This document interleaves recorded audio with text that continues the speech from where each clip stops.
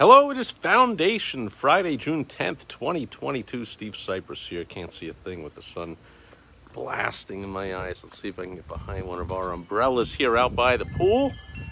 And it was indeed, and still is, a pool day here in way too sunny and absolutely today way too hot. Southern Arizona, highest temperatures of the year so far today, as it hit 113 degrees Fahrenheit. 113 degrees in June, the early part of June. We're just getting started with another beautiful, fantastic, way too hot summer, but we are into a new chapter here on Foundation Friday in the fantastic foundational book, The Magic of Thinking Big by Dr. David J. Schwartz. We are starting chapter 8 today. Make your attitudes your allies. Dr. Schwartz starts by sharing with us a question. Can you read minds? You may think it's rhetorical or a trick question, or you can't. But absolutely, reading minds is easier than you think. Perhaps you've never thought of it, but you read minds of other people, and they read your mind every single day. How do we do it? We do it automatically through what Dr. Schwartz calls attitude appraisals. You don't need to know the language to say I like you or I despise you, to say I think you're important or unimportant, or I envy you. You don't need to know words or to use words to say I like my job or I'm bored or I'm hungry. People speak without a sound. How we think shows through in how we act. Attitudes are the mirrors of the mind. They reflect thinking.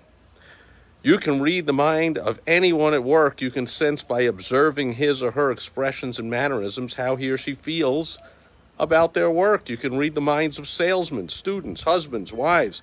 And not only can you, but you do. Expert actors, top TV stars and movie stars, in a sense, are not actors at all. The top ones don't play roles. They instead lose their own identity and actually start to think and feel like the characters they're playing. They have to. Otherwise, they would look like phonies, and people wouldn't say, oh, those are great actors. Attitudes do more than show through. They sound through also. Think about somebody answering the phone for a business. They can say, hello, XYZ company, and they can say that, and in just those few words, they can sound like they're saying, I like you. I'm glad you're calling. I think you're important. I like my job. I like being here. Or another secretary answering the phone with the exact same words could be telling you, you're bothering me. I wish you hadn't called. I'm bored. I hate my job. And I don't even like people who bother me with these calls. You know, I've had that through the years because I have created thousands of effective ads for business owners. I've taken their ineffective ads and I turn them into effective ads. If that's something you want help with, you're running print ads right now, you're not satisfied with the results, go over to mymilliondollarad.com. mymilliondollarad.com. And if you want, I will help you to replace your ineffective subpar ad that you're not happy with a new ad where it won't change a penny of the money you're investing into it. It'll just change by many multiples. 4, 5, 10, 20, 50 times the results of the ad. I've done that over and over, and yet when the phone rings off the hook sometimes, they're like, well, but see, the sales aren't going up. I'm like, I know that ad is kicking butt. In fact, a lot of times I know because I work with local business owners, right? So an ad that's working for a local plumber in Indianapolis, Indiana is going to work almost identically well for a local plumber in Denver, Colorado. And I can use the same ad. They're not competing at all. So I know that ad kicks butt in 20 different cities around the country.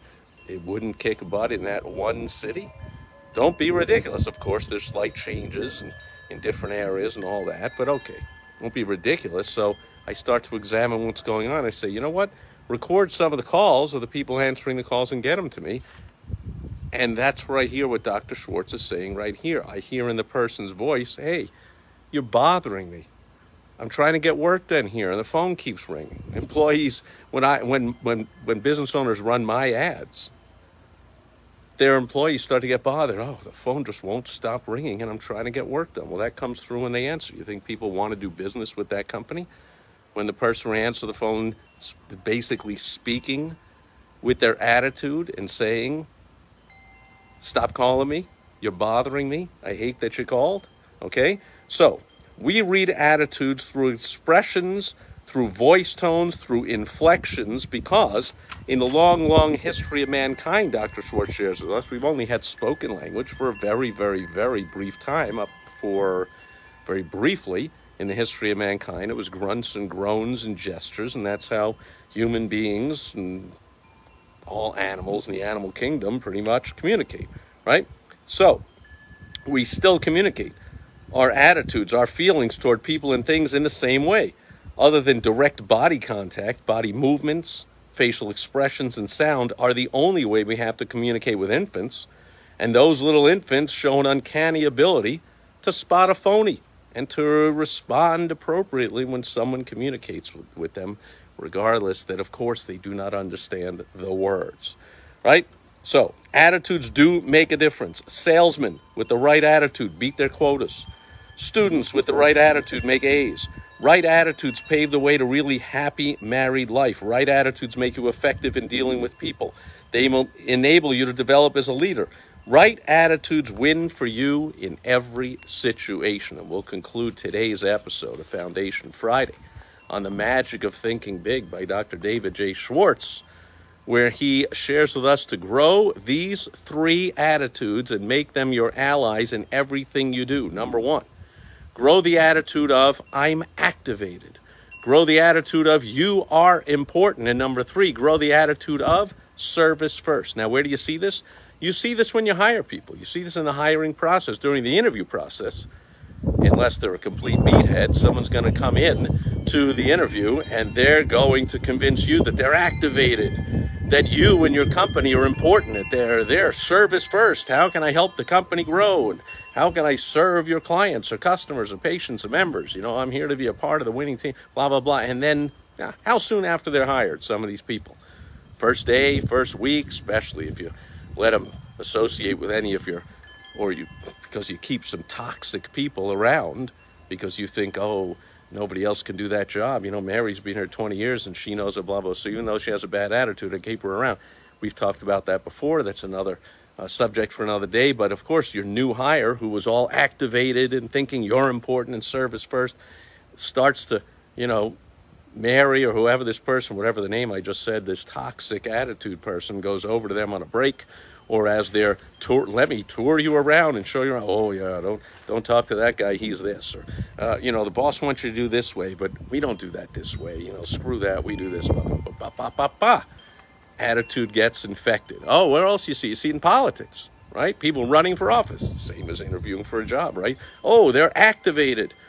They go around campaigning. Oh, we're all excited about the future. We're going to do all kinds of great things. And you are important.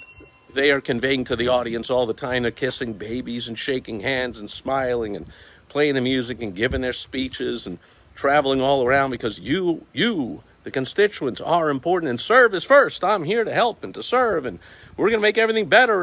And then what happens? How soon after they get elected? Are you important anymore? Yeah, if you're one of their donors. Or is it service first? Yeah, if it's serving themselves. And are they activated? Well, they're not activated to help you or to change things for the better. They're activated over power and money, right? So we are going to next week dive into how to do these 3 things. How to grow the attitude of I'm activated.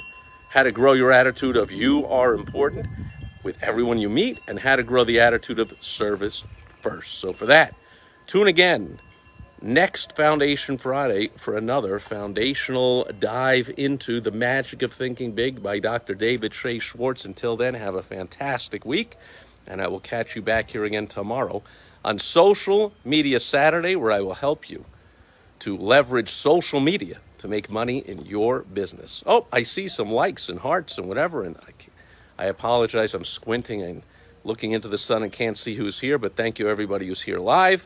Thanks everyone watching on the replay, and I'll catch you tomorrow on Social Media Saturday. Over and out. Bye-bye.